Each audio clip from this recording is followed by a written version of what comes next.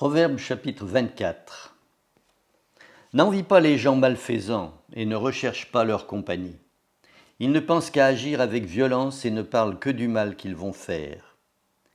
Il faut de la sagesse pour construire une maison, de l'intelligence pour la rendre habitable. Il faut du savoir-faire pour en remplir les pièces d'objets agréables et précieux. La sagesse d'un homme fait sa force, l'expérience augmente son pouvoir. Ne pars pas en guerre sans en avoir délibéré, car un grand nombre de conseillers assurent la victoire.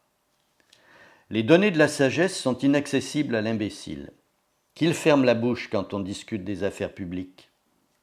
Celui qui projette le mal a la réputation d'être maître en intrigue.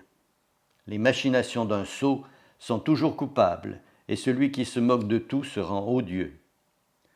Si tu perds courage au jour du péril, ton courage est bien faible.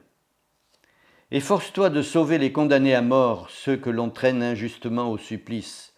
Si tu dis « je n'étais pas au courant », celui qui examine le fond du cœur sait ce qu'il en est. Il t'observe, il connaît tout, il juge chacun selon ses actes. Mange du miel, mon fils, car le miel fait du bien et le goût t'en sera agréable. Mais rappelle-toi que la sagesse aussi est bonne pour ta vie. Si tu arrives à la pratiquer, tu auras un avenir, ton espérance ne sera pas déçue. N'essaie pas, tel un malfaiteur, de t'approprier par la ruse la maison d'un honnête homme. Ne le prive pas de son domicile. Un honnête homme peut tomber très souvent sous les coups du sort, il s'en relève toujours. Mais les malfaiteurs sont terrassés par l'adversité. Ne te réjouis pas lorsque ton ennemi tombe, ne saute pas de joie lorsqu'il succombe sous le malheur. Le Seigneur verrait cela d'un mauvais œil, et il détournerait sa colère de ton ennemi.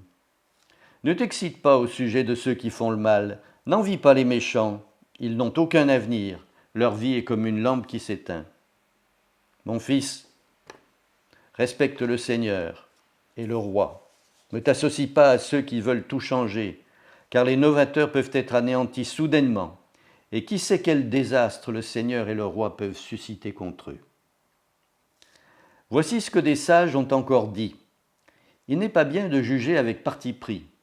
Si un magistrat dit au coupable « tu es innocent », les foules et les peuples le poursuivent de leur haine. Par contre, ceux qui condamnent le coupable s'en trouvent bien et sont récompensés par la reconnaissance de chacun. Une réponse donnée avec franchise est une vraie preuve d'amitié.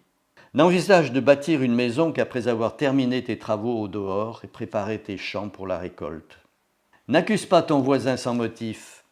Voudrais-tu proférer un tel mensonge ? Ne dis pas « j'agirai avec lui comme il a agi avec moi, je lui rendrai la monnaie de sa pièce ».